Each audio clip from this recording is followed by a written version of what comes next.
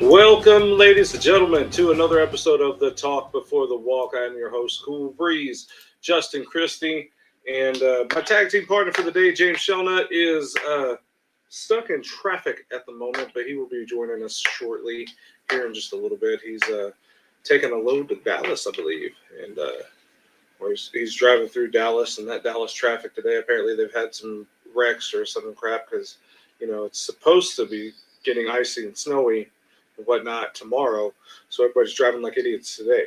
So I'm not sure what else going on. But welcome to the 2-2-2-2 episode of the Talk Before the Walk. It is a 2-2-2 Tuesday edition. We got a lot to talk about, man. It's gonna be pretty fun. We had a few events that happened over the past weekend. Knucklemania from Bare Knuckle Fighting Championships happened. The Elimination Chamber from WWE happened. They had a UFC Fight Night card happen as well. So that's going to be that was an entertaining contest. Jamahal, if I could say his name right, Jamahal Hill defeated Johnny Walker round one via TKO. Man, that was a good fight, man. I really enjoyed watching that. I'd have to give him definitely knockout of the night for that because it was just it was slick. It was slick. Kyle Dockhouse defeated Jamie Pickett by a submission round one, 4 minutes 59 seconds, 1 second left, man. He tapped 1 second left. That was one that put you on the edge of your seat. If he just held out just a little bit more, I think he would have been fine. But it was all good. Parker Porter defeated Alan Badeau via decision. Jim Miller won by TKO round two. Joaquin Buckley beat Abdul Al Hassan via decision. And it was UFC Fight Night, man. It was a good night of fights. Man, just let me know what you guys think or thought about the fights from UFC if you guys watched it. Do you guys still watch the UFC Fight Nights though? I know they're not as popular as the main cards and whatnot, the pay-per-view cards. So I want to know what your take is as an MMA fan. Are you watching the UFC? Are you watching more local stuff, more regional stuff? I personally prefer some of the regional fights because you're seeing these guys up and coming versus the ones who have already made it into the UFC. And all respect to the guys who made it in the UFC. It's just I'm a little more interested in some of these regional cards personally. But, man, the Knucklemania, that was a wild night, man. Mike Perry made his bare knuckle debut against the former Ultimate Fighter contestant Julian Lane. There was a hell of a build-up for that as well. It was pretty fun. Julian Lane is always entertaining, man. He is just I don't want to say crazy, but I mean he's a little crazy. He's a little out there. Like you don't want to cross that man. But it's just it was a fun time. If you guys want to leave a comment below, please make sure while we can like, share, subscribe to this channel, the video, share the video, tell everybody what's going on. I'm gonna change my background here real quick because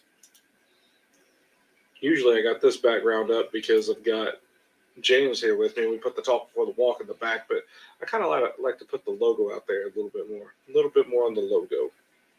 So here's what we're doing. So let's see here. All right. Yeah, we got back to Knucklemania. Luis Palomino defeated Martin Brown in a unanimous decision. Like I said, Mike Perry defeated Julian Lane in a unanimous decision. Interesting. I mean, he won like every round, it looked like. I mean, just about. It was just kind of interesting. Chad Mendez is back as well. He defeated Joshua Alvarez via TKO punches in round number 4 of 1 minute 43. That was kind of wild. Christine Ferreira defeated Brittane Beltran via unanimous decision. Gustavo Trujillo defeated Stephen Townsville via knockout, round 1, minute 41.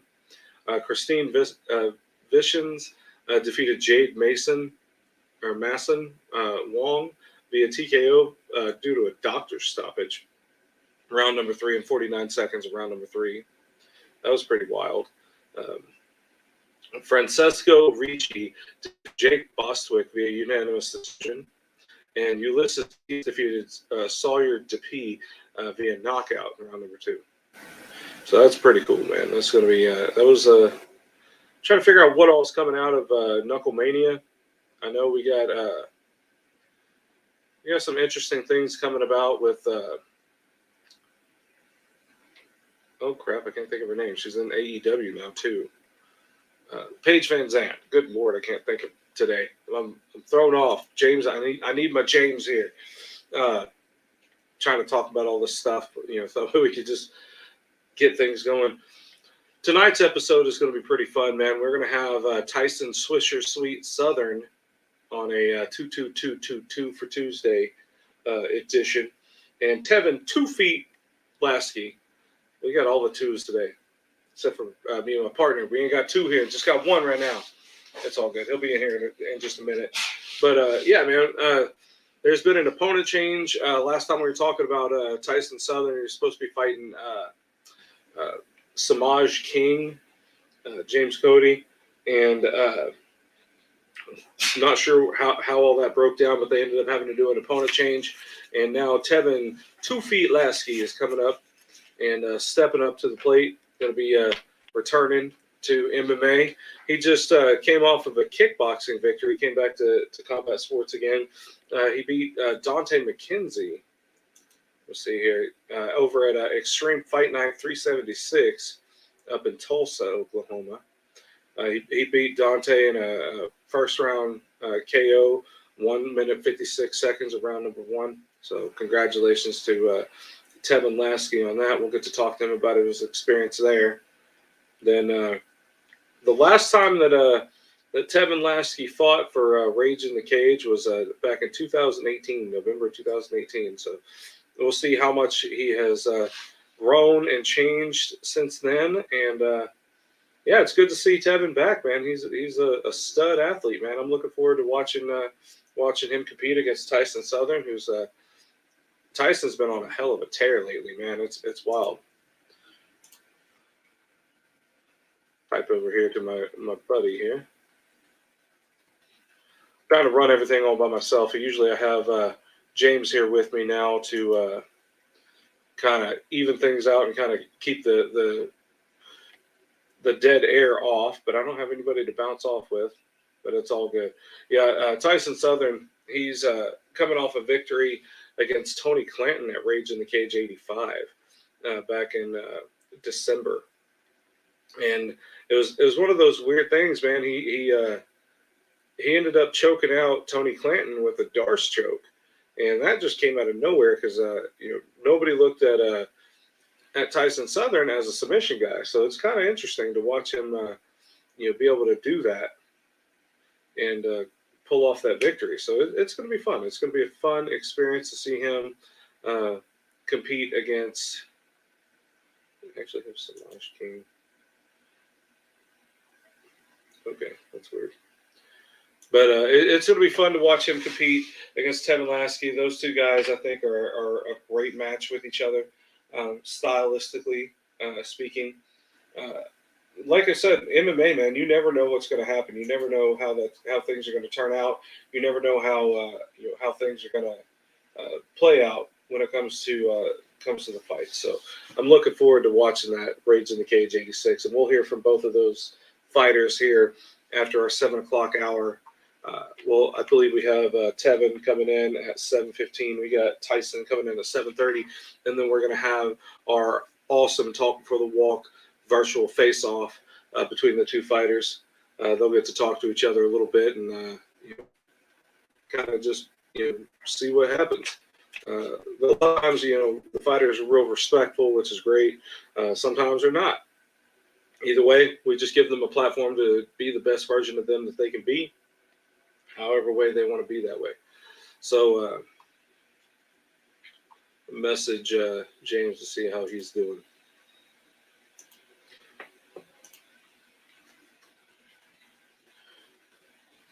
How's it coming, man?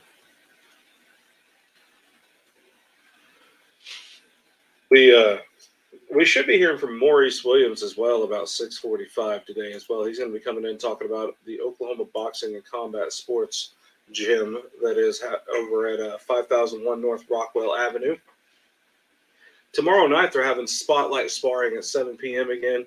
It's where fighters from all over the Oklahoma City metro and surrounding areas can come in and get some rounds in underneath some bright lights, kind of get that real fight feel without all the pressure of being in a real fight like that. So it's happening. It's happening. All right. I just got a notification. What's happening? Okay. Awesome. We're looking good for Rage in the Cage 86, man. Now, like I said, we got Tyson Southern taking on Tevin Laskey, which we'll have that later. We got Zevin Hunt and Cody Gallion both making their professional debuts at 170 pounds. That's going to be a real fun fight, man. I'm looking forward to watching both of those guys competing. There's going to be a big fan base there for Zevin as well, because, I mean, they're almost sold out of their tickets. And, man, that's Cody Gallion's hometown right there, Lawton, Oklahoma. He serves in the military down there at Fort Sill, so it's going to be pretty fun. Cody Gallion versus Zevin Hunt. Your main event's going to be a 205-pound Rage in the Cage professional light heavyweight championship fight between Lamont KO Kid Stafford versus Will Dickey.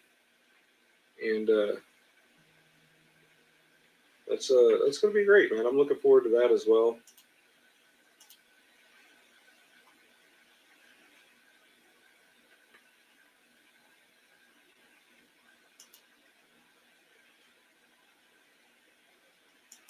All right, this is weird.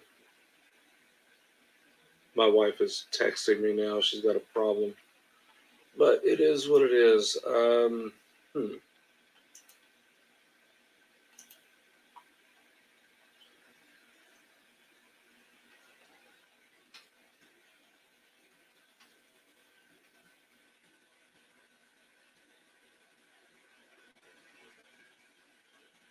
have to reply to her real quick. All right, guys, this is my wife comes before everybody.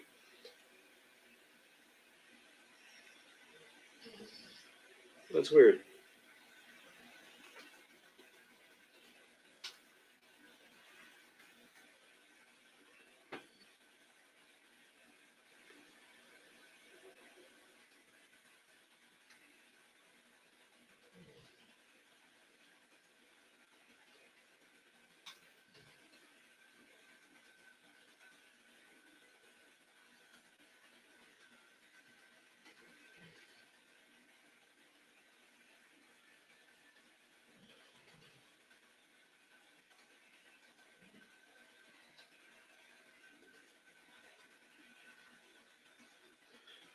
All right, cool. Giving some advice to my wife. There we go. Sorry about that, guys.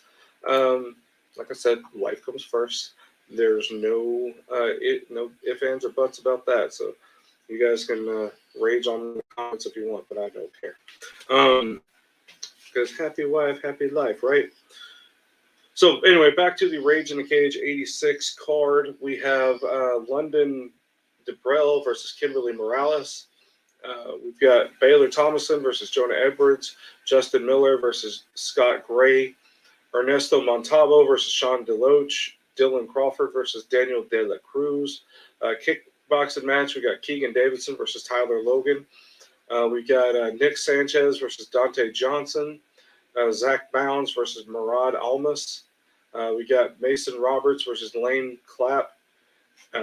In a kickboxing match, and we got another kickboxing match, Anne-Marie Petty versus Jessica Smith. We got Nick Summerlin taking on Wrangler Hicks, and we got Tyson Brown versus Tayton Burns. Man, I'm looking forward to all these. The Rage in the Cage OKC YouTube page has just posted a couple of interviews. Lamont Stafford had an interview with Kimber Schaefer. Jessica Smith had an interview with Kimber Schaefer. Tayton Burns had an interview with Kimber Schaefer. and Keegan Davidson and Tyson Southern all had interviews with Kimber Schaefer. So make sure you guys check those out. Hear a little bit more from those people, those folks as well. Kind of, I love listening to these interviews to kind of get an idea of who they are as a person. Try to get a better idea of, just what makes them tick, what motivates them in fighting, things like that. And Kimber Schaefer, former News 9 reporter, is on top of all the action for the Rage in the Cage OKC News. And she's going to get you guys that in-depth interview that you so crave.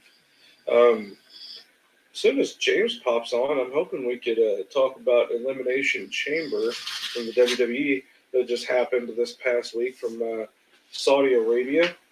So we will be right back before too long. So I'm going to play this commercial, and we will be back in just a moment.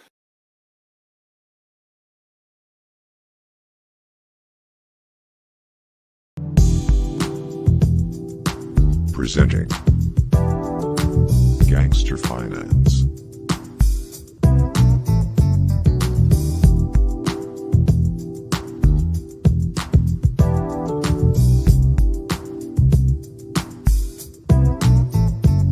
For the true OG.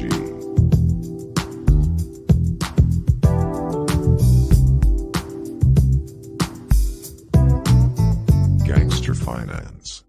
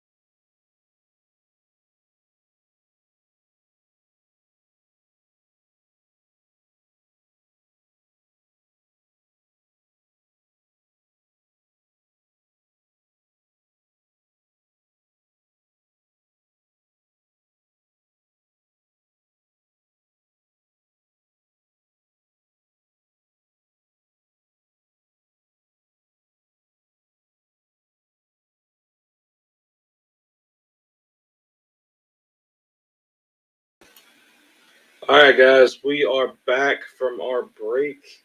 I appreciate your patience with us. Special shout out to Gangster Finance and Alec Azul, the Blue Drink OG, for sponsoring our show.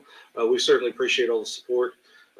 Make sure if you guys own any businesses and whatnot out there, please show us some support. Get some advertising from the Talk for the Walk, and you can also help support your local fighters. Find a fighter to sponsor. We certainly appreciate all that as well.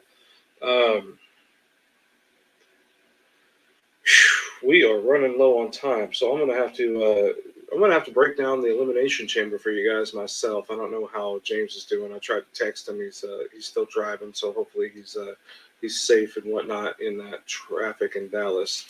So the WWE Elimination Chamber just happened this past weekend, and looks like they copy and pasted some things over here that I'm reading. Just kind of a little recap of what happened. They had The Miz versus Rey Mysterio. Rey Mysterio defeated The Miz via pinfall. That tied into a storyline that they had for last night's Monday Night Raw, where The Miz decided he wanted to introduce a new tag team partner for himself to help him against his battle with the Mysterios between Rey and Dominic Mysterio. That way he doesn't feel like he's in a handicap match. And he was teasing that there's going to be somebody dashing and, a celebrity like him that comes from a fighting family. And the rumor mill lately has been talking about Cody Rhodes coming to WWE and leaving AEW from his VP spot in AEW. His contract was up. He was working, just working date by date, whatever. And he's a free agent, and apparently the negotiations didn't work out for Cody Rhodes. So there's a big rumor that Cody is headed to WWE pretty soon, which is going to be weird, but interesting as well. So I think that'll be must see. Something we didn't think we'd be saying in 2022. Matter of fact, I honestly never thought I'd be saying it again watching Cody Rhodes go back to WWE. So that'll be pretty interesting.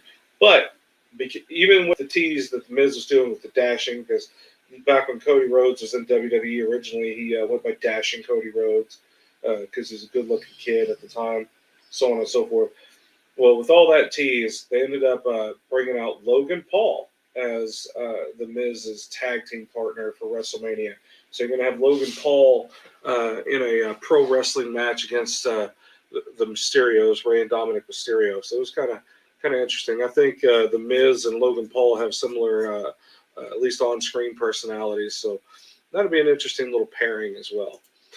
Coming out of the Elimination Chamber, the Universal Championship, Roman Reigns defeated Goldberg to retain his Universal Championship. No surprise there. We didn't really expect Goldberg to really pull that one off going into WrestleMania. Another thing, the Women's Elimination Chamber was pretty interesting. It was a little back and forth on some things. A couple of spots where Bianca Belair and Rhea Ripley showed off their strength. It had the return of Alexa Bliss. It had Nikki Ash getting beat up by Rhea Ripley. Liv Morgan, and Doudrop were in it. Doudrop is all obviously Piper Niven from the Indies scene as well. She made it up there to WWE and is now going by Doudrop. But yeah, the winner of that was Bianca Belair. She hit her KOD to get the win. And that's all she wrote. She is going to go on to WrestleMania to take on Becky Lynch for the WWE Raw Women's Championship. On the flip side of that, SmackDown Women's Championship, WrestleMania, you're going to have Ronda Rousey, who won the Royal Rumble. She's going to be taking on Charlotte Flair. And at Elimination Chamber, they had Ronda Rousey teaming up with Naomi versus Charlotte Flair and Sonya Deville. And, since they were in Saudi Arabia, it was the women had to cover their bodies, obviously, out of respect for the culture there. And Ronda Rousey, I think, to get out of having to wear a full-on bodysuit the way that everybody else was wearing. She actually wore her judo gi and her black belt. That was kind of interesting, a little nod to her Olympic judo days. So shout out to her for that. That's going to be a hot topic as well, I'm sure, for everybody. But Ronda Rousey and Naomi defeated Charlotte Flair and Sonya Deville via submission. I think the big thing about this was Ronda Rousey had a stipulation where she had to have one arm tied behind her back. And I guess to kind of make it fair for her versus Sonya Deville or whatever. And to me, that just really didn't work out on screen for my taste. It didn't really make Ronda Rousey look like the badass that she is. It didn't really make Ronda Rousey look like that WrestleMania main event caliber wrestler. And with her squashing Sonya Deville in this match, it just kind of, I don't know, it just left a bad taste in my mouth. I wasn't a big fan of that. Another hot topic that came out of there, out of Elimination Chamber, was in the Drew McIntyre versus Madcap Moss match. And everybody's saying he's fine. Everybody's saying that, he walked out, he's okay, all that jazz. But Madcap Moss, Riddick Moss, whatever, he took a bad spill, man. Drew McIntyre had him up for the Alabama Slam, Bob Holly style. And instead of landing flat on the mat, Madcap Moss curled up and just planted right on his head and just spiked him. And there's videos online, Twitter and social media, whatnot, where you can clearly see his head just jamming his neck and his spine, like just compressing. And it's nasty, man. I'm not even going to lie. That was just wild. It was just, it was kind of gross. The Raw Women's Championship, Becky Lynch defeated Lita to retain the title. That was probably one of the best matches of the night. High regards to everybody on that one. Everybody is super impressed. I mean, Lita just put on a great show in Saudi Arabia. The SmackDown Tag Team Championship, the Usos defeated, or the Usos were supposed to take on the Viking Raiders, but before the match, the Usos attacked the Viking Raiders and during their entrance, and the match just didn't happen. So I don't know what they're doing with that. If that's kind of building up to a WrestleMania match or just trying to save it, I don't know what's happening. Another hot topic of discussion, the WWE Championship Elimination Chamber match had Bobby Lashley defending his title versus Brock Lesnar versus Seth Rollins versus Matt Riddle versus Austin Theory versus AJ Styles. Man, that was a weird time. They had the spot where Seth Rollins took Austin Theory and gave him a powerbomb, a buckle bomb, into the pod where Bobby Lashley was. And the plexiglass broke, and it jarred Bobby Lashley into a steel beam. And allegedly knocked him out. He was under concussion protocol, according to WWE officials. And he was taken out of the match, so that way you're guaranteed a new champion. Bobby Lashley, lost his title, didn't even get a real chance to defend it, apparently. I know that's going to tie into a storyline later on, but Brock Lesnar ended up kicking out of his pod and entered himself in Bobby Lashley's stead because they're timed entrances. So like the timed entrance for Bobby Lashley, obviously his pod was empty, nobody came in there, so Brock Lesnar went in and just beat everybody. Just F5'd everyone, including a very impressive spot where Brock Lesnar climbed to the top of the pod and F5'd Austin Theory off of that pod, not into the ring, but on the steel outside area. So that was kind of wild. But your new WWE champion for Elimination Chamber is Brock Lesnar.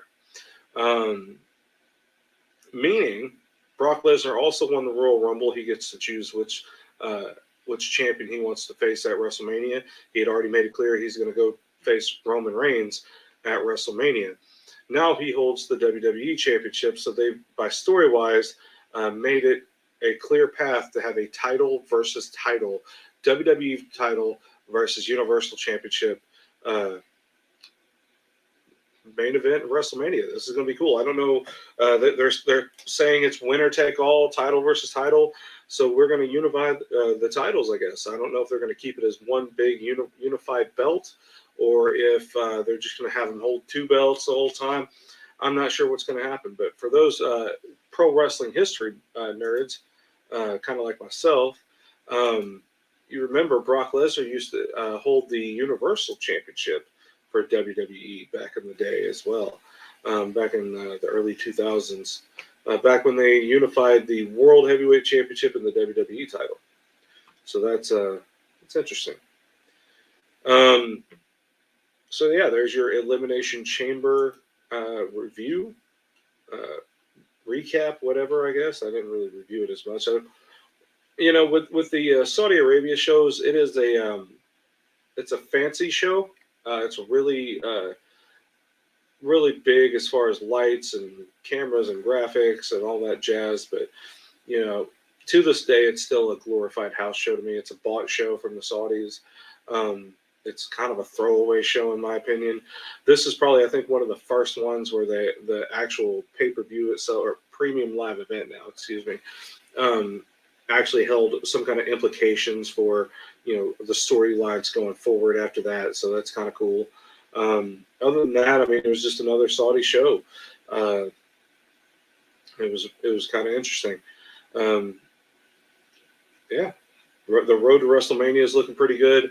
They're trying to find an opponent for Edge. I'm assuming it's going to be Edge and AJ Styles, because during his promo yesterday on Raw, he said the word phenomenal and then stopped and stared at everybody. So I'm assuming that's going to be a little foreshadowing in their storytelling to have AJ Styles versus Edge. They're teasing having Seth Rollins and Kevin Owens being a tag team, trying to go after the tag team champions for WrestleMania.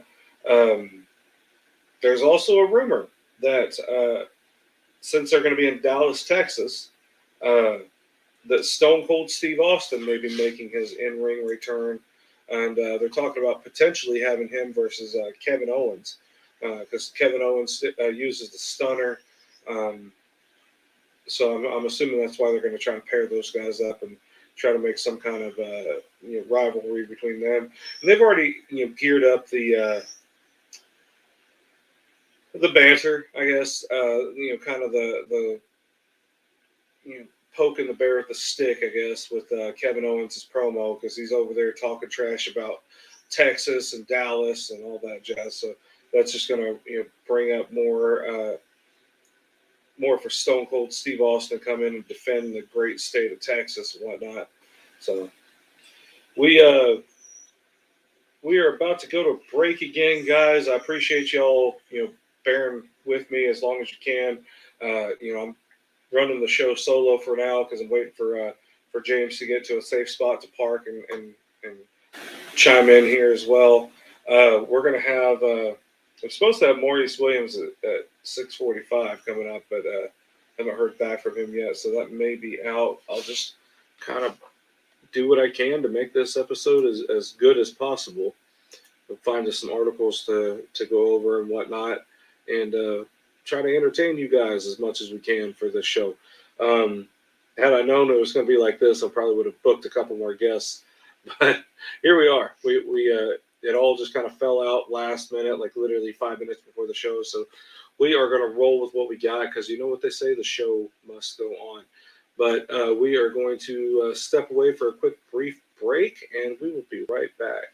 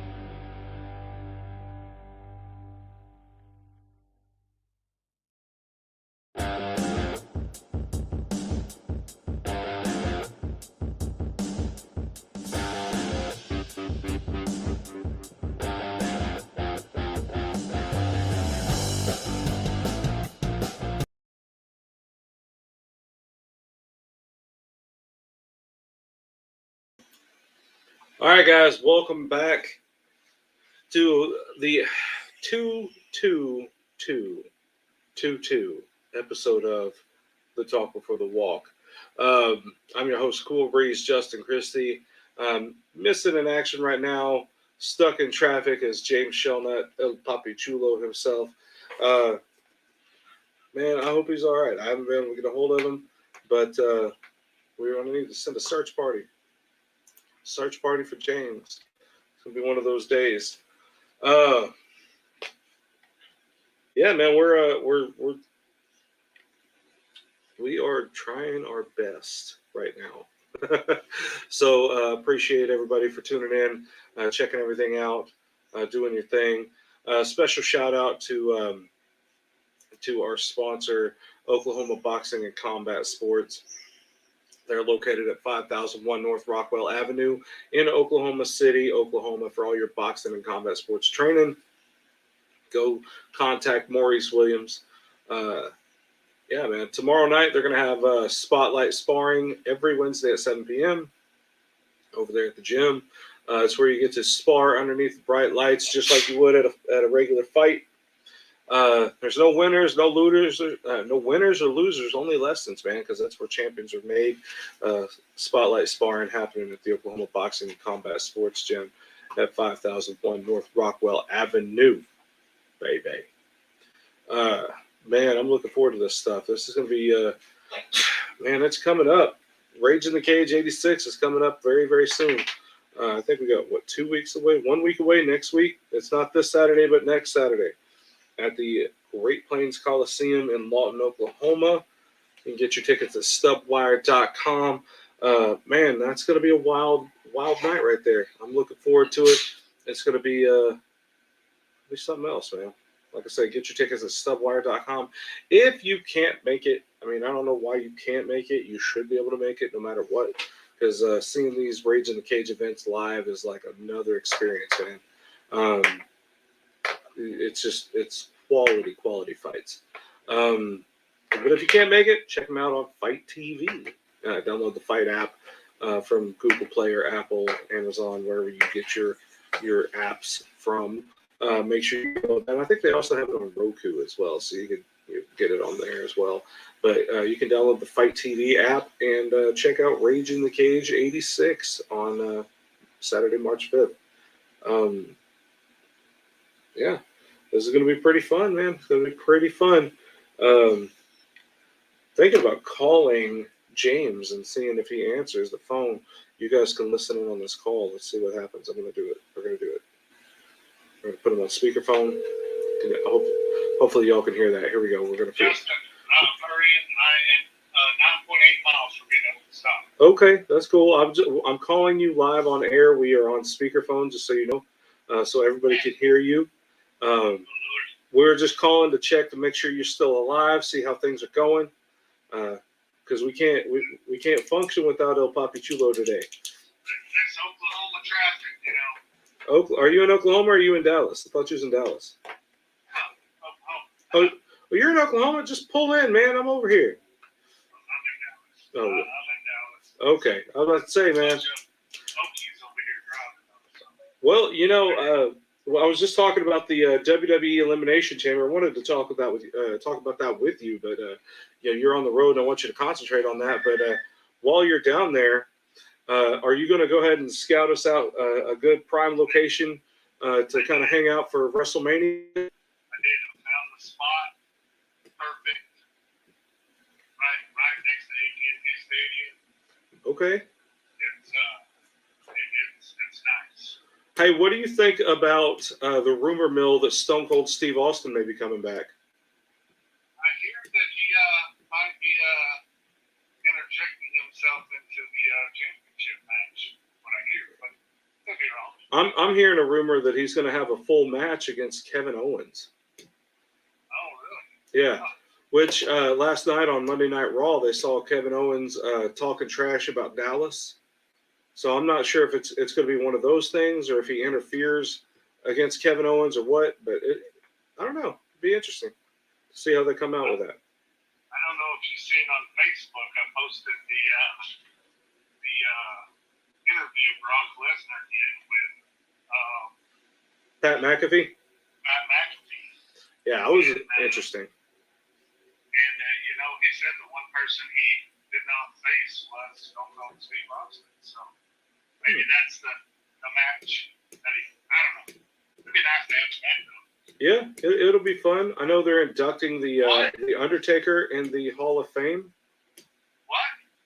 Huh? What? What? Sorry. They're inducting the Undertaker into the Hall of Fame this year too, so that's going to be fun. Yeah, we need to get down there for that. Yeah, I'd love to be at the Hall of Fame ceremony for that and just kind of see all the stories that are being told about the Undertaker and going up the road and all that jazz. My son does his eyes. I'll have to send you a picture to you. Oh yeah. He does the little roll in the back eyes. Maybe you can post that on there. Okay. That's his big thing to do now. Is he wants to be called Little Taker. A Little Taker.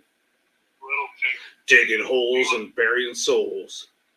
He won't answer when I call his name unless I say Little Taker. Little Taker. That's funny. Especially now that he's doing mat wrestling now. Yes. Yeah. Yes. Digging souls or digging holes and taking souls. Little Taker. I'm gonna send this. Should I send it to you on Messenger or? Sure. I'm not much of a text message person, so like Messenger, it's easier for me for some reason. Plus, I can also access it on my computer if I want to show the whole Talk Before the Walk universe. I'm gonna download that. I'm gonna download this. Well, that's his. I'm not his gonna. Undertaker eyes. I'm gonna share my screen with everybody. I'm gonna show everybody this. Hold up. Share screen. Chrome tab. There we go. Facebook. There it is. I'm gonna share this real quick. See if everybody can see it. All right. So I'm gonna pop that up a little bit. There we go. There's your boy doing the Undertaker eye roll. Little Taker. That's awesome. The whole world is seeing it right now, man. The whole world is seeing your son doing Little Taker. That's awesome. That's his go-to thing now is that. So I call him Luffy, like Snuffleupagus. And he tells me I'm Luffy Taker. So. Wow. That's awesome. That's him. And so yeah. Well, I'm guessing we're not going to have Maurice Williams on. I know he was supposed to be scheduled for 6:45 today. I was trying to get a hold of him. I know he's also in the middle of a boxing class over in Yukon, but he was supposed to step away for us. But I think he may have either forgot or something. I'm not sure. I know he's a busy guy, but yeah, we were going to have Maurice Williams on at 6:45, but here we are. Doing a video call with my tag team partner. Well, I am. Let's see. It says I am 3.7 miles from where I'm getting off. Oh wow! Off I-20. I'm actually going to Tyler, Texas, home of the Tyler Rose. You know who the Tyler Rose is? I do not. Wow. Earl Campbell. Earl Campbell. All right. You know that guy that used to whip up on the Sooners? Yep. For all you Oklahoma Sooner fans out there, y'all probably know who he is. They do know who that is. They also know who Vince Young is. Yeah. So, yeah. So what's our traffic looking like in Dallas? Well, now I'm on I-20, so I'm outside of Dallas. Okay. Traffic is packed, as would say. Yep. So was there like a big accident? Where was that at? What was happening? That was downtown Dallas, right by the aquarium. Mm-hmm. So, where you could 45 to get to 30 off the 820. I probably wouldn't know those directions, but yeah, downtown Rec Center, Dallas, right by American Airlines. Okay. Where the Mavericks play. And where the Stars play. So, yeah, it wasn't a bad wreck per se. It was just a little fender bender, but it was two Oklahoma drivers hit each other. And caused a big mess, you know. So. Wow. Well, I hope everybody involved is okay. Oh, they were. They were out walking around, kind of surveying the damage. I was yelling and cussing to get out of the road, you know, just trying to get it going and this is something for the walk, you know, and miss that. Hell yeah. Hell yeah. We got Tevin 2 feet Laskey coming on at 7:15, and Tyson Southern's supposed to be on at 7:30. We're gonna have a virtual face-off with them here in just a little bit as well. I'm looking forward to that, man. That's gonna be pretty fun. What do you think about with Tyson Southern? He was supposed to be fighting Samaj King. I don't know that I want to speak on that. I'm glad Tyson got another opponent. I think he deserves it. He really deserved James Cody, and he didn't get him again. And I think everybody kind of knows about that. Yeah. It's just unfortunate for Tyson that he doesn't get that chance to end that feud that he had with him. But Yeah. I'm sure Tyson will have an interesting take on it, and he never minces his words. Yeah. So yeah, he'll have a complete update on that. Summer found 2 feet ready to go, and how interesting is that? 2 feet on 2. Dude, we got Tyson, Tevin, 2 feet, 2 Tuesday. Man, it's wild. It's a National Baby Shark Day too. Yeah, that's what you were telling me. Yeah, You because it's play the Baby Shark 2. I don't know. Y'all could shoot me later. It's cool. Just comment your frustrations. That's all I want. Just comment them in the comment below. Just tell everybody like this guy's a hack. Who cares? Nobody likes him. I have came to my destination. Well, not my final destination, but That would be wild, man. Like, are you hauling like pipes or like spiky fucking long poles and shit? Believe it or not, Beef. Texas. It's Texas. Well, you need to hurry up and deliver that because that's supposed to be what's for dinner. It's already 7 o'clock in our time, man. Yeah. Coming up. Yeah, I am. If it wasn't for them Oklahoma drivers, we would have already been here. Oh, I can see that. They caused a big mess up. So it was like, nothing I could do. It happens. It happens. I mean, when you mix people that can't drive like the Texans and other people that can't drive like the Oklahomans, man, it's just a bad mix. It's a bad mix. As Stone Cold Steve Austin would say, What? watch your mouth when you talk about Texas. I don't know if you know it, but we're bigger. No, I'm just kidding. I better shut up. There's a couple of Oklahomans on this card that could probably put me in the hospital. So. Yeah, there's quite a few of them. So what did you think about the talk we had with the Lamont Stafford and Will Dickey? Yes. Man, that's going to be a good fight.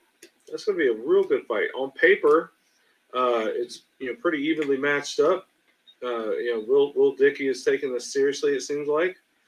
He's trying to become a regional belt collector until he makes it to the next level. And,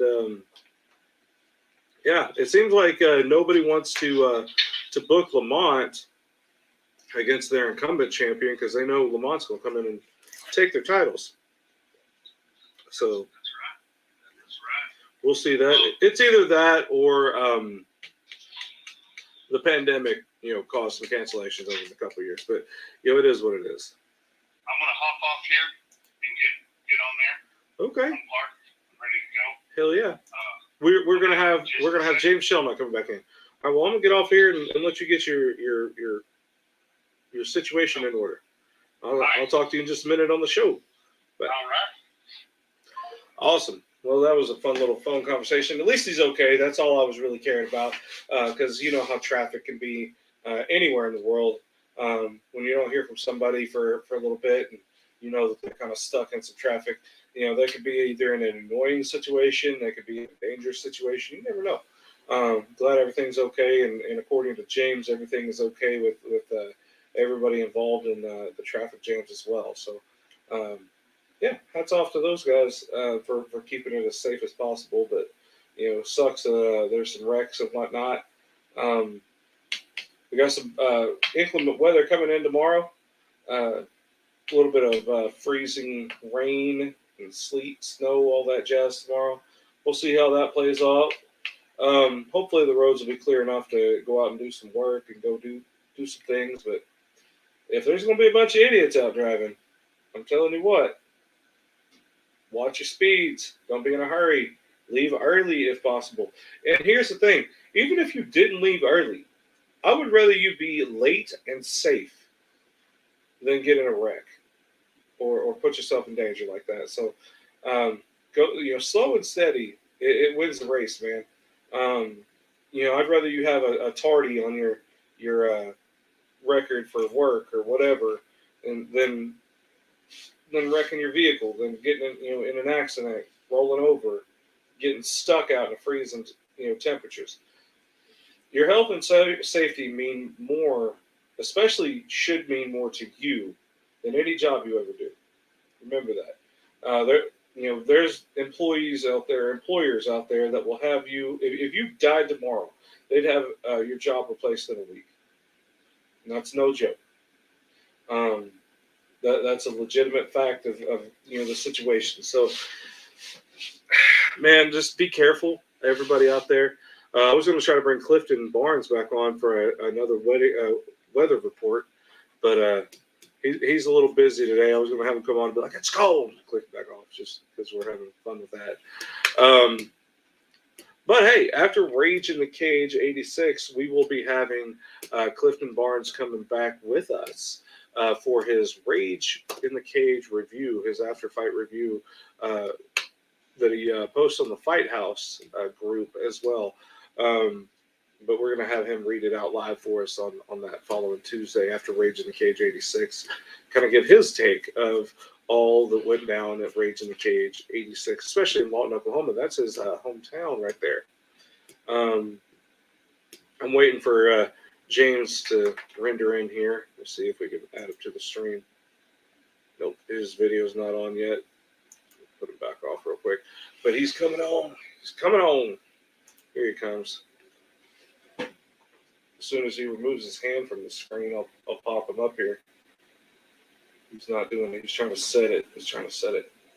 I feel like he's trying to pick my nose. We'll watch him do this. Look at him. It's like he's trying to pick our nose. Can you hear me now? Hey, James. How you doing, buddy? There you are. What's up? Not much. I was just telling everybody how you're trying to pick our nose on camera right there. Doing Was a that? little, yeah, that's it was kind of I Oh, pulled you up to do that. But yeah, man, we've been trying to hold down the fort without you. It's not as fun. I'll tell you that right now. it's not. Change my background a little. No, man, the show goes so much better when I have you with me, my tag team partner. So look at you. I feel like I'm fluffing a carrot over here. Bunny's going to be happy. Woo! Man, I That's tell a you hot what, take, Rick. it's supposed to be warm over here. It is freezing. So sorry. No, They say it's supposed to ice over tonight, so I'm glad I got here early. I was just talking about that. I was telling everybody we got some inclement weather coming in. Especially tomorrow. If they're driving out on the ice or sleet, whatever it is, just take their time because I'd rather them be late and safe than in a hurry and getting a wreck. You know what I mean? Right, So right. nothing is worth their life. It doesn't matter how much money is in whatever they're trying to get, their job, their loads, whatever. Nothing is worth their life. And if they wreck out in the sub-freezing temperatures, man, they put their lives in danger, and that ain't cool. That is not cool. But it was weird. I was watching a video of News 9 weatherman David Payne, and he had this a video up of traffic, I guess, showing a live traffic view, and it showed a vehicle that was stuck in some snow on like the side of the road, stalled or whatever. And then all of a sudden, here comes an Oklahoma City police officer, and David Payne's like, "Here we go, OKC's finest, going to come in and check on him." Dude just kept driving on. I'm like, not even the cops going to help you, buddy. It's too cold. Yeah, so you can't even get you help on from the police. That's sad. Yeah, it's like they say, man. You're on your own. Yes, sir. That's my best Blazing Saddles impression of the preacher, I guess. I don't know. What's going on this weekend? This weekend, I'm not 100% sure. I was trying to look up some fight cards and whatnot. Let's see here. I'm going to. I got to be in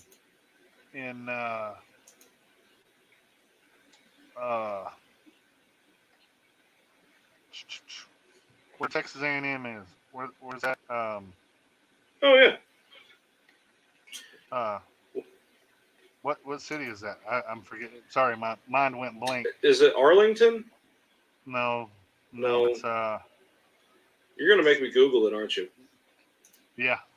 I'm gonna Google it. College Station, Texas. My son I would have has never a guessed that. Because when we talk about Texas A&M, I don't think about college. I don't even like to say that name. It's the other school to me. But Yeah. I knew you wouldn't understand the other school. So well, my son has a state wrestling tournament there. He's got a state finals tournament there. So Nice. I'll be there Friday, Saturday, and Sunday. I know this coming Saturday they've got a UFC fight night coming up with Makhachev versus Bobby Green. Islam Makhachev, or I'm mispronounced as Makhachev, I think. No. That's going to be in the main event. Islam Makhachev is coming in 21-1. Bobby Green's coming in 29-12-1. I just don't understand why he took that fight. Bobby Green did not need to take that. He just fought. He did not need to take that fight. That is a dumb fight for him. Sometimes, man, fighters just fight. Yeah, he's trying to get a belt, and you don't take that guy on short notice. What if he does and rocks his world though? I mean, I know. It's not a smart fight, but if we're doing what ifs, if my sister was born a boy, shoot, I'd have had a brother instead of sister. That's a definite maybe. So I mean, what if in the co-main event we got Misha Serkinov versus Wellington Turman. Misha's coming in at 15-7. Wellington's coming in at 17-5. That'll be an interesting matchup. That's a good fight. That is a good fight. They I looked this up. I'm looking it up on Google for the UFC cards coming up. They've got Ji Yeon Kim in a women's flyweight match, and they have her against somebody who has a record of 10-4-0, but doesn't show who she's fighting. So I'm not sure what's happening there. They've got Arman Sarukian versus Joel Alvarez. Man, they got a lot of folks coming in. They're probably flying in the whole team. There's a lot of, these fight night cards are weird now. It's not like they used to be where they're big names on every card, Now it's kind of the up and comers get their shot on TV, which is cool. Yeah. But I think everybody is waiting for not this coming weekend, but next weekend's UFC card. We finally get to see Colby Covington versus Jorge Masvidal. Yeah. And we finally UFC get to see. 272 on March 5th. Now we won't get to watch it because we will No, be I'll watch the watching replays. the King return. Yeah, But I'm gonna be watching the yeah. Rage in the Cage '86. I'll be there live and in person, yelling at people's faces, just because that's what I do. But that's right. no, man, this is gonna be an interesting match. Colby Covington, could be taking on Jorge Masvidal. There's a lot of animosity there. It seems like, yet not. I think they're playing everybody. Yeah. You don't go from best friends to not friends over some words that were made up. I mean, the dude's a character. We all know he's a character. But they're both buy characters. For that. I mean, yeah. What do you think about Jorge Masvidal's Game Bred Fighting Championships? Bare knuckle MMA. It's another avenue for fighters. I think it's yeah. I'm not for the. I mean, to me, bare knuckle takes a lot off of your fighting career. That's a lot of damage. Oh yeah. I don't know if people got to watch the main event, Mike Perry and Julian Lane. Let me bang Lane, but both them guys looked horrible after that. And the interview that Mike Perry did, you could just see the years taken off him. But it's definitely entertaining. I mean, but it's a lot of damage. A lot of damage. Did you watch it? I did not get a chance to watch it. We did cover the recap of it for Knucklemania and all that jazz at the beginning of our show. Chad Mendez, being back, all that jazz. Chad, not so many Mendez. Mm-hmm. Yeah, mm-hmm. Yeah. If that's not some TRT or something going on there, I don't know what is. That dude was jacked, and he looked good. Like I don't think the UFC is for him. He needs to be somewhere where you don't have to be all natural. But he definitely looked like a monster. I think he had 4 or 5 drops. He dropped that dude 4 or 5 times. Yeah. He looked really good, really good. So that was a good card, man. And they packed that place. Yeah, that's what David Feldman showed later. That he really sold out that crowd, man. That's awesome. Yeah. Just to think, wasn't much long ago that he was just getting this thing started, and everybody was looking at it like, no, that's not going to work. That's not going to work. But yeah, he's proving them wrong, man. It's been about a month ago. I got a friend request from him, and I thought, this is one of them fake accounts, So I didn't answer it for a while, and then I just happened to go to his page, see that he was doing a Facebook Live, and I was like, oh crap, this is really him. So yeah. Yeah, David Feldman. He's doing a lot of big things. We're super proud of him. He's living his dream and making his vision come true and doing it to the grandest stage he can, man. Knucklemania. Yeah. It's the Wrestlemania of bare knuckle fighting now. That's right. I'm excited for this this interview that's coming up. That's going to be fun, man. A good one. Tyson always does a good interview, and I'm interested to find out who 2 Feet is. Yep. I got to watch. I got to watch Tevin fight in his last MMA fight at Rage in the Cage in 2018. I like this guy, man. I think he's a stud athlete, and he's got some personality to him. I'm gonna tell him he needs to log on now. I like the new Tyson that we see.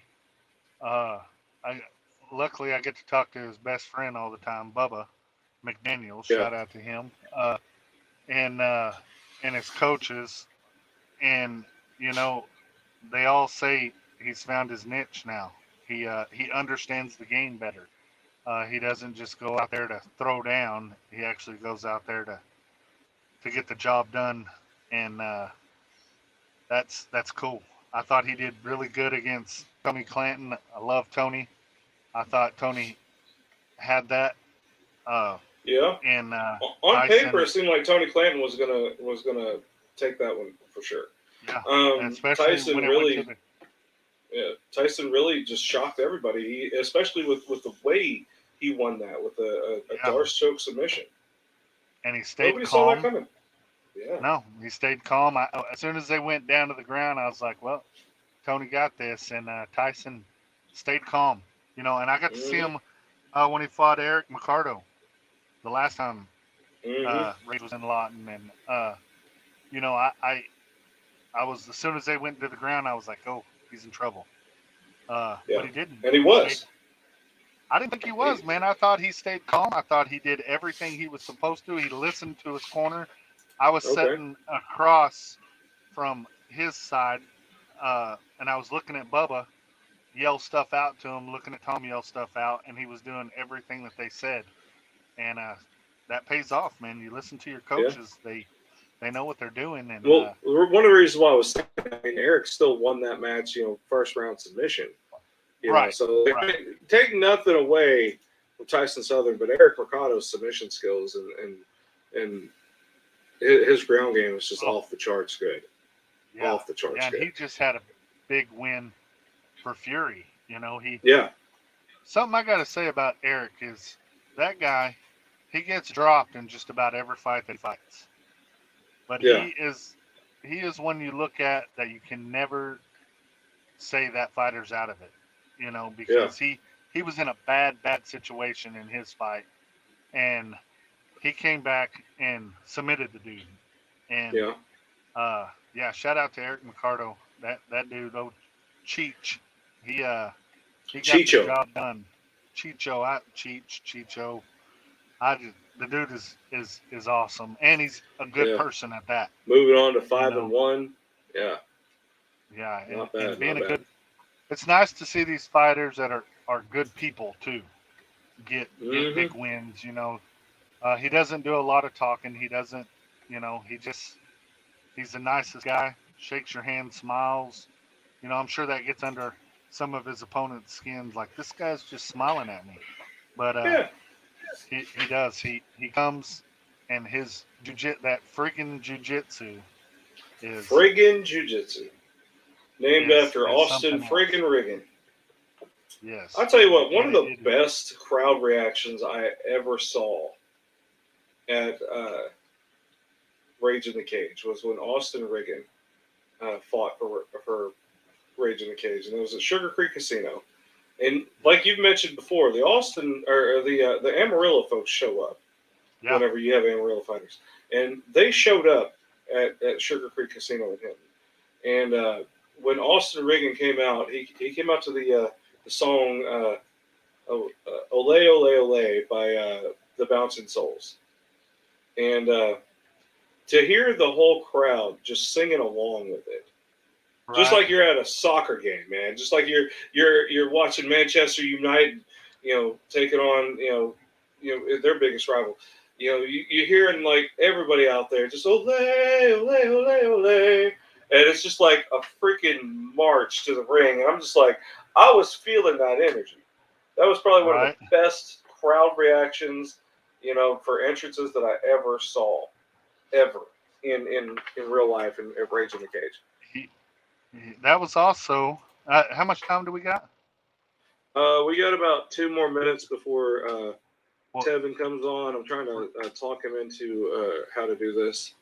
Well, real quick, while you're doing that, that was also the debut. That Austin Riggins fight was the debut of Montaigne McFarland, and he, a lot of people, I'm sure everybody knows by now, but just got onto the U.S. kickboxing Olympic team. Yeah. So the WKO tryouts. Yes, went down there and won gold, and is on the Olympic team. He'll be going in November to Brazil to compete. And then I'm not sure the date exactly on that, and then he'll be going, I believe, to Italy right after that. So that boy is going places, and I'm proud of him. you know, he has come a long way. He learned from defeat. Um, so he knows what he's got to do. And Not just defeat, but them hands. yeah, he has come a super long way. Got his body right. I remember when we first seen him. He had this huge afro, and he just came out, and I was like, in the back, I was like, who is this guy? You know, like crazy hair, and he went out, and I think he got the knockout in that fight, Mm-hmm. if I'm not mistaken. I believe so. And I was like, oh wow, look at this, you know. So he is making waves, man, and it's nice. So congrats, Montaigne, and good luck with the Olympics. And he's got a huge title fight coming up too, for Pantheon. Mm-hmm. So Yeah. get another belt. I think he's under his fighting record. who? Parker Didier? Parker Yes. Didier Yeah. in a kickboxing match? And no, this will be an MMA match. MMA fight, yeah. They kickboxed. Yeah, he beat Parker in a kickboxing match for Rage in the Cage. Right. That's what it was. And now he promised them a MMA match, and we got that signed, sealed, and delivered thanks to Summer Seaboard getting that signed, and so he's got a big title fight. That card, the heavyweights. There's also a heavyweight title fight on there. Yeah. With Junior and I can't think of the guy's name now, but the guy Junior's fighting. Come on, Summer. What's his name? David Lopez? Is David Lopez. Man, I went and watched Brian Foster's card when Israel fought on there. And that David Lopez is a tough dude. Mm-hmm. Oh, my goodness. He can take punishment. Me and Summer watched him on another card. And the guy he was fighting was this football player, big dude. Me and Summer was like, oh, man, David Lopez is in trouble. And he was at first. And then he turned the tides and just beat that dude up. Mm-hmm. Mm-hmm. He did lose at the last fight that I watched, but man, he just kept coming forward. There was nothing that dude could hit him with. Finally, he just got tired of it and took him down. But oh man, tough guy. So absolutely. Well, hey, we actually have Tevin 2 Feet Laskey on with us now, so we're going to bring him up, get an interview with him. He's going to be taking on Tyson Swisher Sweet Southern at Rage in the Cage 86 on March 5th in Lawton, Oklahoma. Make sure you get your tickets at stubwire.com. But without further ado, please help me welcome, first time to the show, welcome back to the MMA world, Mr. Tevin 2 Feet Laskey. Tevin, how you doing, brother? Thank you very much, man. I'm blessed beyond measure. Excited to be back. Outstanding. I haven't seen you since 2018. How have you been, man? Man, growing.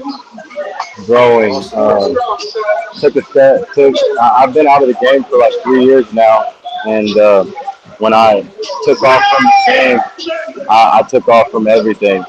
I believe it was the best thing for me. Place to go? Yeah, my bad. Okay, so look, I'm gonna let you know this. I thought that you said Thursday instead of Tuesday, so I was trying to come get that work, and now I gotta miss out. But hopefully this bathroom is better. Okay. We get bathroom interviews. It's all good. Yeah. It's just hard. It's hard to hear you. I want our. Is it better? Audience to, much better. I appreciate you. Better now. Awesome. But anyway, recap that question. How have you been since 2018, brother? I think that was my last fight. Till I came back, and like in the fight game, you know, if you're continuously coming forward and you're getting hit with the same stuff, one of the best things to do is get off the line and regroup. Yeah. And that's what I did. And when I did so, I lied to myself and told myself that I'm retired and I'm never coming back. And it's like that relationship that you keep telling all your friends and and loved ones. I'm not going back. I'm not going back. But everybody who really knew me, they knew I'd come back one day. And I Hey, just MMA started is the getting best the itch. abusive relationship you'll ever have. Right. I started getting the itch and um, fought in December, fought in January, both stand up kickboxing just to get my feet wet again. And then here I am coming back Yeah, I in saw the you MMA competed side. at XFC or XFN, whatever, against Dante McKenzie. How'd that fight go, man? How'd you feel in your return to kickboxing? Uh, felt like I had been there before for sure. Like I definitely felt like a veteran, but I ended up getting the KO like in the minute and 50 seconds, and just started off uh, with a spinning back fist, and it wasn't until that spinning back fist hit that I realized how much I missed the game. I understand that. I understand that. What was it like to be back in front of a live crowd underneath the bright lights again? Man, it was fun. It was definitely fun. I don't I don't like eat up the crowd like that, like most people do, like really feed off of it. Um, but it was definitely exciting. I hadn't done it in like what 3 years, going on 4 years, Yeah. so I missed it for sure. But it's more pressure than anything. Okay. I got, That's I got, it's hard. Go ahead, James. Sorry. I got two questions for you.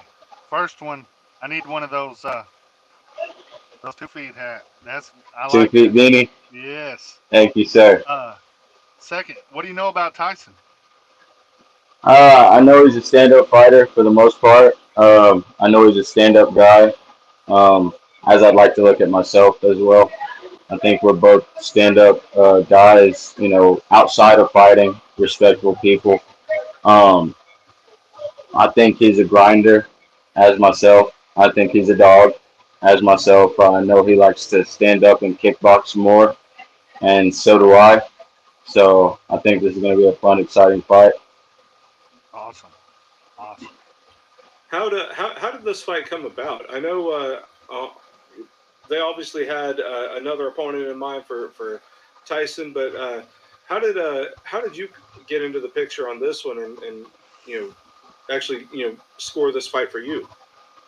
It's actually a beautiful, kind of long story. Before I turned pro, I probably had, I would say, in anywhere from 3 to 5 different pro debuts that I was supposed to have. Some of them, the guy would pull out, literally, we're about to walk out. 5 minutes before the fight, oh, I tore my shoulder hitting the mitts, stuff like that. So Tyson happened to be one of the guys that I was supposed to turn pro with, and he got injured. And I believe him; he's a stand-up guy. I believe he actually got injured, and so we were supposed to fight probably 5, 6 years ago, 4 or 5 years ago, something like that. And just after I did the charity event um, for Mr. Cook in Oklahoma City, Miss Summer Seaborg hit me up and asked me would I accept the fight, and hell yeah, why not? It's been time for me to come back to the MMA side of things anyway, so why not? That is awesome. I'm glad you're going to be able to come back, especially to Rage in the Cage, man. I think this is a good home for you as well.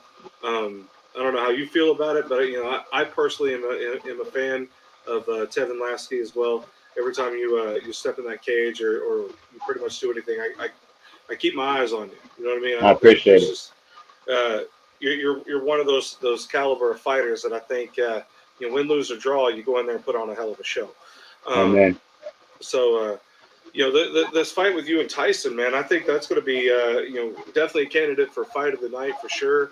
You're stepping into Tyson's hometown, Lawton, Oklahoma, at the Great Plains Coliseum. It's a 3,000 seat venue. I'm hoping Rage in the Cage is going to be able to sell that one out and really put on a show for the Lawton crowd. I think they need one, man. They need a good show, and I know between the two of you guys, man, y'all are going to rock it. Did you get a chance to watch Tyson's last fight? I actually happened to be in the crowd. Okay. Oh, That was my first fight because once I said I tried to retire, like I stepped away from everything. I didn't go watch no fights. I didn't do anything. So the first fight that I got to watch in 3+ years was that card. So that would have been 85, correct? Rage in the Cage 85. Yes, I was there for that one. I believe so. Let me double check that. That was 85. Yeah, he fought Tony Clanton back in December. So here Yep. we are coming right back. And Yep. this will be our first MMA fight for Rage in the Cage in 2022. So this will be fun.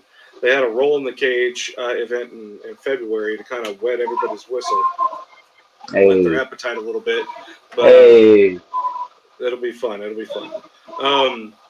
So what can we expect to see from Tevin 2 Feet Laskey in his return to MMA on March 5th? A bounce about me that I haven't had in a long time. I think that's one of the things that sell me as an entertainer, as a fighter. Just the spirit that I have, a bouncy young spirit. I'm getting old. We're all getting old. But I think that's something that God has blessed me with that I don't think, I praise God and hope that He never lets me lose it, is my youthful bounce. So I think my youthful bounce, obviously, be looking for the creative, crazy stuff. Um, it's in the works. It always is with me. And I don't just throw it. I've trained it so it doesn't look like somebody just I think I'm going to try this in the middle of the fight. Like when I execute it, it actually is something that looks like has been trained and worked on. Um, let's see, what else can you look for? That's the main thing, just my spirit coming back to the cage. And I knack for putting on a show, Right on, right entertaining you on. guys. Well, we have to tie up this interview here in just a second. We're going to bring Tyson on and then get you guys back on for a virtual face-off on here. But before we do you have This any? guy, watch out. I'm in the bathroom. Okay. Watch out. Leave a while. Do you have any friends, family, teammates, or sponsors you want to give a shout out to real quick? First and foremost, I want to give a shout out to my Lord and Savior, Jesus Christ. Man, without Him, none of this would be possible. Man, He's the one that rocked with me when nobody else did. Second, I'd like to give a shout out to Bloodline Fight Club, my coach James Pruitt.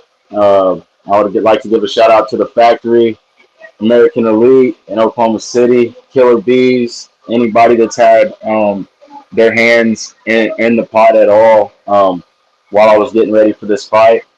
No sponsors at this time, so hey guys, if you want to sponsor somebody, I'm all about it. I'm a man of my word, and I do my best to go above and beyond to fulfill the words that come out of my mouth. To me, that's a definition of a man, and I appreciate you guys for having me, and I'll see you guys in a minute.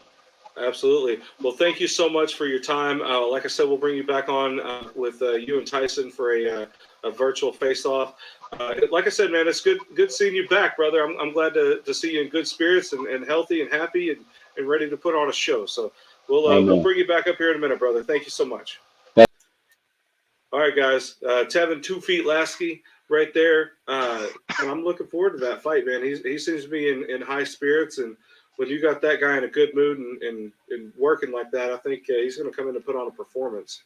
So I like your RITC cup there. I know I'm dyslexic, but I still like it. One of a kind. I can't. Yeah. Yeah, it's the RITC cups. No, Arctic, I think is the cups. Yeah. Every time I see those Arctic cups, though, man, I keep thinking of Rage of the Cage. That's how much they're ingrained in me now. Yeah, man. What do you think about Tevin, man? That was I think your first time talking to him. I like him. I like that he's talking about being creative in there. I like that. I like that he stepped away, got his mind right, and came back. Didn't just keep going and going and going. When it wasn't working, he stepped away, and it seems like it fixed it. I mean, so we will find out March 5th. Yeah, I think one thing that stands out to me, he said, he's getting old. He's 28 years old, man. This kid's about to be in his prime. I say kid. Yeah. He's a man. He's a grown ass man. Don't get me wrong. But he's about to be in his prime. He has 10 years on Tyson Southern. Tyson is 38 years old. He's about my age. Right. He's 10 years the younger. So I mean, I don't know if that's going to play an advantage or a disadvantage with either way you look at that. But I mean, it's certainly something to look at in the statistics and the tail of the tapes. Their age difference. Yeah. 10 years is a big deal. I mean, whether you're coming in with 10 years of extra knowledge or 10 years of youth and testicular fortitude, I guess, it could go either way on that. But that's going to be an interesting factor as well. Randy Couture won the heavyweight title at 40. So look at Dan Henderson too. He was in his 40s when he was winning titles. I think Andre Arlovsky's still, he's still fighting. He's like 85 years old, man. I mean, come on. Yeah, he's older. I think he was there at the inception of the pancration in the Olympics in BC days. Whatever. I don't know. But we love Andre to death. He's awesome. The pit bull. But speaking of a high caliber fighter as well, he's going to be fighting in his hometown of Lawton, Oklahoma. He goes by the moniker Swisher Sweet because man, he's just one of those cats that you can't keep your eyes off of, and he's there for the party, and he's there for a good time, and he's there to really show out and showcase to his hometown audience right here. He is coming off of a victory against Tony Clanton at Rage in the Cage 85. Previously coming off a victory, unanimous decision against Jeremiah Mendez the last time he fought in Lawton as well. It's looking like a good fight card coming up here. Tyson Swisher Sweet Southern is coming up in just a few seconds here. Yeah, man. We'll go ahead and get him up here. Without further ado, please help me welcome Tyson Swisher Sweet Southern. Tyson, welcome for the walk, brother. How you doing? I'm doing great, man. How you, Cool Breeze? Man, I am happier than a hot hog in a cool puddle of mud. I'm super excited about these fights coming up. You guys are a couple of fighters that I truly respect. I truly admire both of you guys. I see the hard work that you've been putting in. The results from all that, from the fights you started off your pro career, 2-0 or 0-2, and then now you've brought it up to 2-2, and this is going to be a tiebreaker now. It'll be your fifth pro fight. What can we expect to see from Tyson Southern coming up on March 5th, man? I'm just trying to put on a show like I always do, and I think that 2 feet is gonna let me do that. He's gonna be willing to stand, and I think it's gonna be fireworks. I know he's got a really kind of like awkward style with weird kicks and surprise shit, and I'm ready for that. I think my range will allow me to assess what he's about to do. You know what I mean? Like, I'm a lot taller and bigger, so I know he might be a little bit faster than me, so I'm looking for his explosive weirdness to try to take me by surprise. But I respect anyone that really wants to just get in there and stand and fight instead of just, grapple the whole damn time. Like, let's take a chance. Let's give these people what they want, and let's make some fucking money. Absolutely. And speaking of grappling, though, the last time you fought for Rage in the Cage, Rage 85 in December, you pulled off a really slick and surprising submission choke with that Darce choke. Tell us a little bit about that. Like, how did that come about? My coach Tom, he pretty much tells me, like, your hands and your feet work are pretty much already there. We just keep those things sharp. But everything else that I work is all wrestling, all jiu-jitsu. Ever since the Mercado fight, I just learned. I was like, man, these guys are freaking savages. I got to fucking figure this shit out. And so I dedicated the past year and a half to just nonstop defense and grappling and jiu-jitsu and just just all that to prepare, because I know that's what's in store for me is once you start piecing people up, they're always going to shoot on you. So you got to be ready. And I have submissions. I have defense. I've been able to get up off the cage. I'm able to not take damage, and I'm able to submit you if I get the opportunity. So That's pretty awesome. I'm becoming I'm watching the a evolution. I'm watching the evolution of your fighting skills every time I watch you fight, and it's super impressive to me. How much I've watched you grow, especially since the Wade Smittle fight, especially since when you fought Emilio Gatewood back in the day. I'm watching you grow every single time you step in there. Eric Mercado, obviously his submission game is just absolutely phenomenal. But you can't be mad from at that, him. When Jeremiah you get Mendez, you can't be too mad. right, exactly. But then you step back in there and you fight Jeremiah Mendez, who's we all know is a BJJ black belt now. Yeah. And you beat him in a unanimous decision. I've watched, night and day between the Eric Mercado fight and the Jeremiah Mendez fight, the defense that you were able to put on and how you can still get back up. You could still, pace the fight your way. That Jeremiah Mendez fight was all your fight, 100%. I just knew if I kept super it impressed. standing, if I knew I kept it standing, there wasn't nothing he could do. He's a shorter fighter. My footwork is good, and I can stay out of range of people and pick them apart. You know what I'm saying? And that's what I do. I stay on the outside and I pick you apart. I don't get stuck in the pocket and try to sit there and throw blows with people and take a bunch of fucking damage. I'm trying to pick you apart so it breaks you, because you're like, damn, I can't get in on this guy, and then you start throwing sloppy shots, and then I'm countering those, and if you can get to that wall and get your fucking ass back up, then it breaks people's spirit every time. They're like, fuck, it's grinding work. It's a lot of my workout is off wall work. It's the grind, man. It's fucking the hardest shit to do. So I stay with it. So my gas tank stays full. I don't take no days off. As soon as that Tony Clanton fight was over, I was back in the gym getting ready for King, getting ready for my next challenge, because like you all were just talking about, time is of the essence for me. So I don't have time to be taking these big ass breaks. I'm hungry. I'm gonna eat. So I gotta fucking make moves now. I haven't come out of camp since last November, when I was getting camp to fight Mercado in January. Then I fought Mendez, and then I'm staying as active as I possibly can. And I'm even trying to get in some short notice shit this year, because I've already missed 2 months. I normally fight in January, so I'm trying to get at least 3 or 4 fights in this year. But you're doing it the right way, and you looked so calm when Tony took you down. You looked so calm there. And I talked to Bubba, and I just talked to Derek the other day. He was telling me this dude is working his butt off.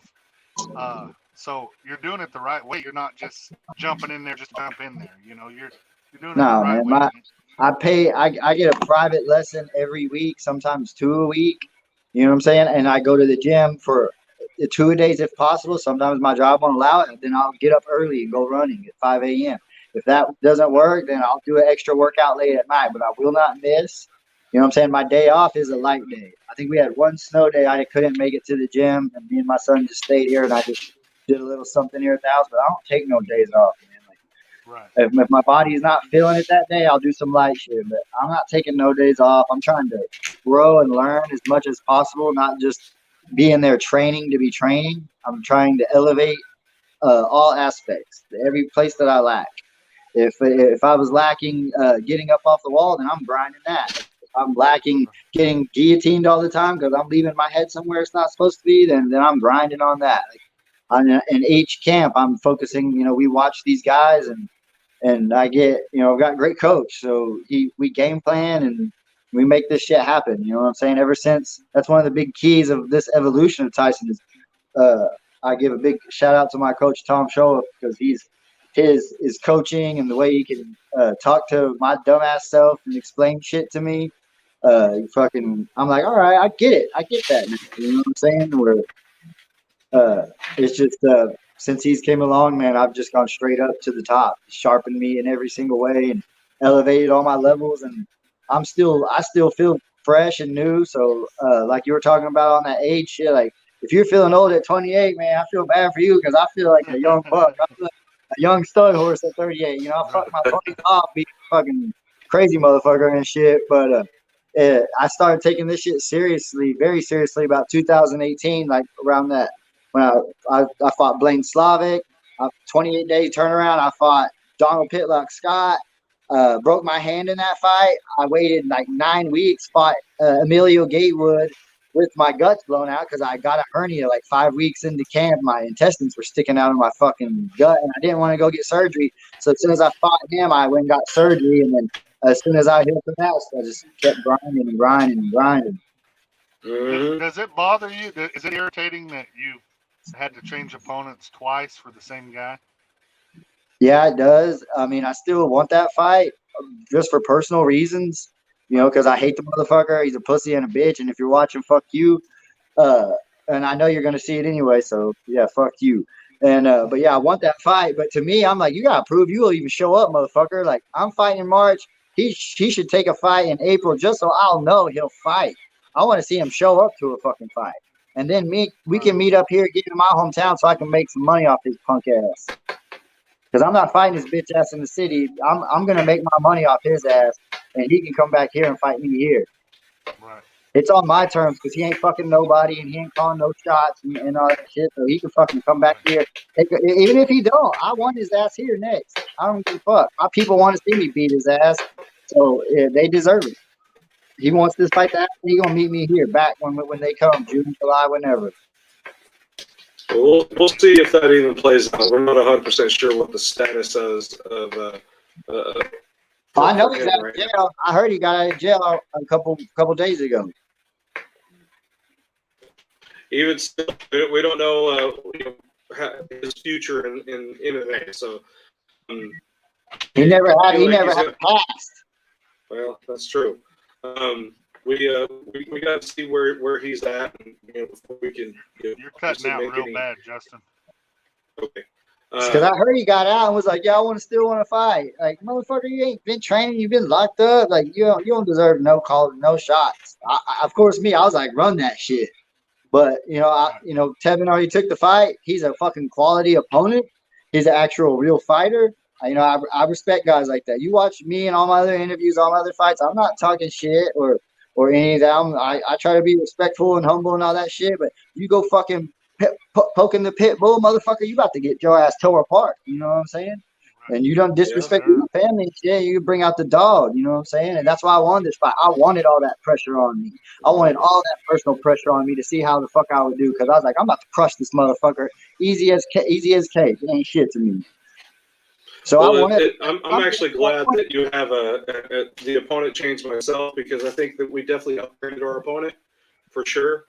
Well, definitely. As far as the quality of opponent, I'm actually looking forward to seeing this fight more than I was the previous matchup, because I know that one's more of a personal rivalry, but I think stylistically, I think this one matches up way better.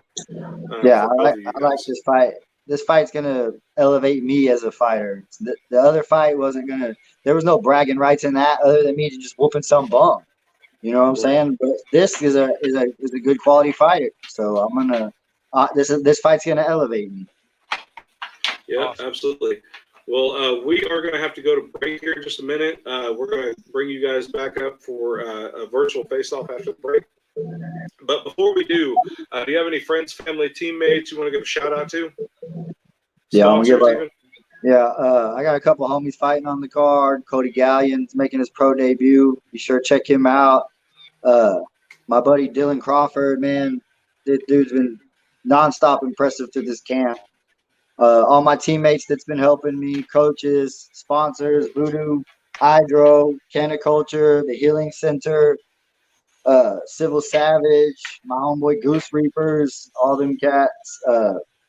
That's pretty much all my sponsors, man. And much love to them. They really helped me through this camp a lot, because, like I said, I've been spending traveling, going to different gyms, getting privates. Like I'm trying my ass off to be the best I can be. So shout out to everybody. Love y'all and all my fans.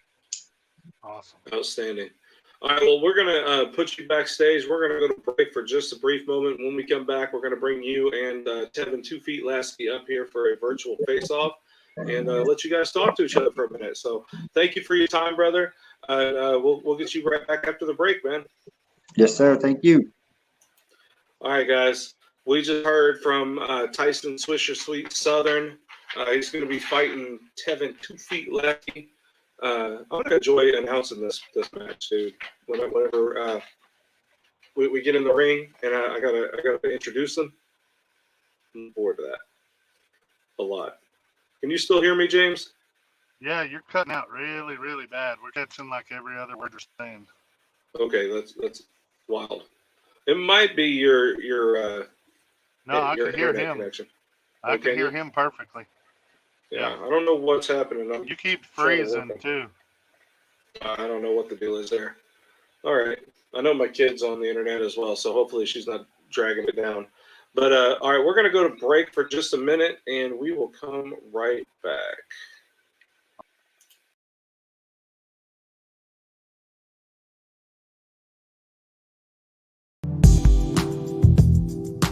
Presenting Gangster Finance.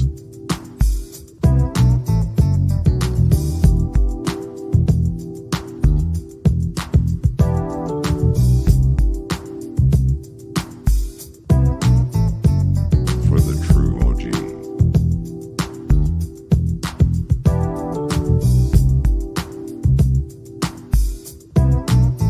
Gangster Finance.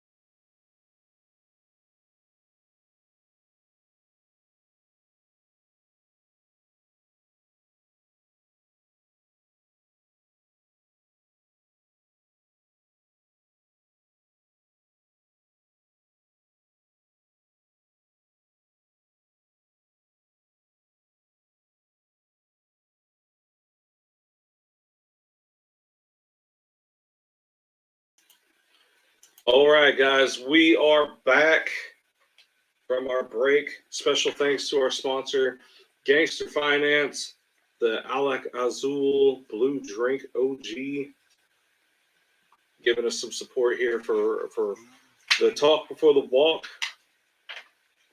You still there, buddy? Yeah, I'm here. Okay, I couldn't hear you when you were saying something. Okay. Man, we just heard from Tyson Swisher Sweet Southern. We had Tevin 2 Feet Laskey on right before that, and we're about to do a virtual face-off. But real quick, James, what do you think about this matchup so far? I'm excited. Like you said, I'm more excited about this than I was the last fight. I like to see Tyson not so angry, you know. I do like his interviews when he's angry, though. It's he doesn't hold back. You know, I think he's got some legitimate beef there that, you know, he wants to get taken care of, but I really don't think he needs to. I think he's done enough, you know. Two times it's been called off. Yeah. So the first time due to COVID, but you know three you times, can't help that. Yeah, three times. The first, this one time due to COVID, can't help that. This time here, you know, when you you're just getting in trouble with the law, man. I'm not real happy about that. So yeah, and I think this is better for Tyson. I think it's a better fight for him. Like he said, you know, you got a guy that's unproven, that hasn't shown up. Then you got a guy that will show up. You know, so I think this does better for his career, anyway. So, very interested to see the fight. I think. Yeah. I know. Dealing with Cody, I know I talk to Tyson's coaches all the time, and I know that he's in there working his butt off. I can tell that I just want to call him 2 feet. I just like that. It's 2. So 2 feet. You can tell he's excited to be back. You know, to go in and knock somebody out as fast as he did in his kickboxing match. He's got to be itching to be back. So Oh, absolutely. I'm looking forward to it as well. And yeah, interesting that we have Tyson, we have Tevin, 2 feet, Swisher Sweet on 2-2-2-2-2 Tuesday, and it's hard for me to say that. So it's a lot, man. It's an alliteration like nobody's business. I'm trying to work on our audio issues. I guess we're having some issues where you and I are both sounding like chipmunks talking. But I'm thinking we need to bring out a Christmas album pretty soon if that's the case. But we're gonna get enough of us talking. I want to hear Tyson and Tevin talking. So Tevin just left. Where'd he go? Well, I asked that question, but he's gonna try to come right back on. Well, all right, we're waiting for Tevin to come back. I think he's gonna reboot or whatever. I hope he doesn't reboot for too long. Good Lord, we only got 10 minutes left in the show. All right, he's coming back. All right, we are going to bring up Tyson and Tevin. Bring them back up to the screen here. Now I can hear y'all. Okay, sweet. Y'all sounded like chipmunks. I don't know what was going on. I was telling James that if we sounded like chipmunks, I think we needed to go ahead and start working on our Christmas album so we can get ahead of the game this year. To get some money. I can dig it. All right, well, this is the part of the Talk Before the Walk where we do our virtual face-off, and I'd like to introduce our fighters to each other. If they haven't met already, Tevin, 2 feet Laskey. I'm introducing you to Tyson, Swisher Sweet Southern, Tyson, Tevin, Tyson. How you doing, G? How you doing? I feel great. How are you? I feel amazing. Do you remember we were supposed to fight years ago? Yeah, I remember something. I didn't remember fully what it was, but those were crazy times back then. Yeah, I think you had an energy. I think you had an injury is what I think happened. Yeah, I broke this hand 4 times in the past in like a 3-year span. So it was probably the broke hand or possibly a knee injury. But I've been able to be training a lot smarter these days and not being so reckless. Back in the day when you first started, you're like, I'm just going to spar every day, and fucking, you're not looking out for your well-being, and didn't really have the organization I have now as my training as I did back then. But it'll catch up to you quick. I really appreciate you taking the fight on short notice. I got a lot of mad respect for that. I've always respected you as a fighter, so I'm looking forward to putting on a good show and seeing some of that flashy shit you like to throw. Even though you're throwing it on me, we're going to see it, though. You know what I'm saying? It's going to be fun. No question about it. It's going to be fun. I appreciate you accepting the fight, too, because Summer just reached out to me and said, would I take it? And I'm like, yeah, I think this is something we were supposed to do a while back anyways. And now, don't get it twisted. I don't feel old, but my thing is, even at 28 years old, I understand time is of the essence as well. You know what I'm saying? So, and that's why a lot of respect, mucho respect to you, because like-minded dogs, you know what I'm saying? Real recognize real, and I appreciate the respect is mutual. I know you're grinding, I'm grinding like we're supposed to, and it's going to be fun. In your hometown. Let's go. In the shady. Ow!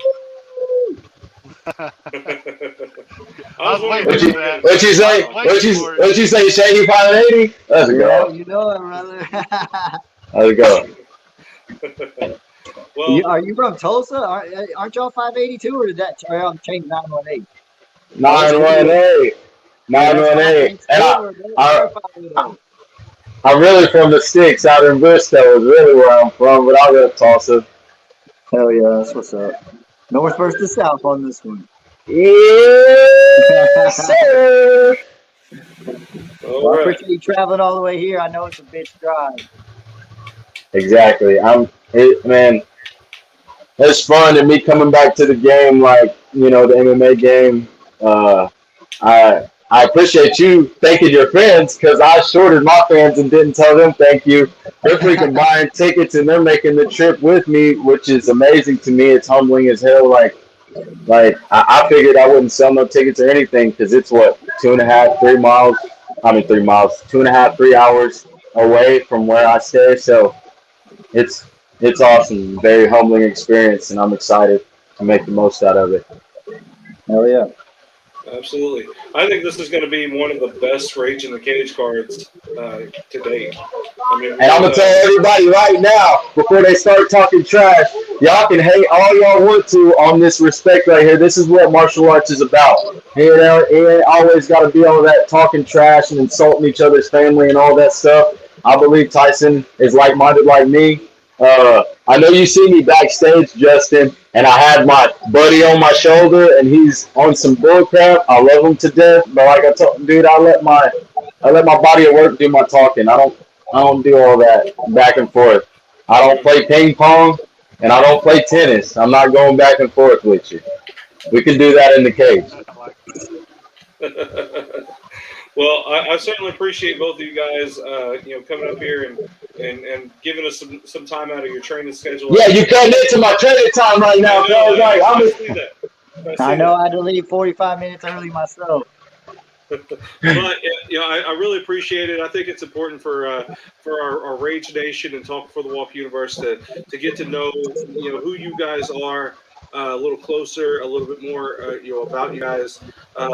These are the type of things that that I know you're taking away from the physical training, but getting your name out there, I think, is going to be highly important for both of you guys as well. So anything that we can do to help with that success, that media success, that's what we're here for.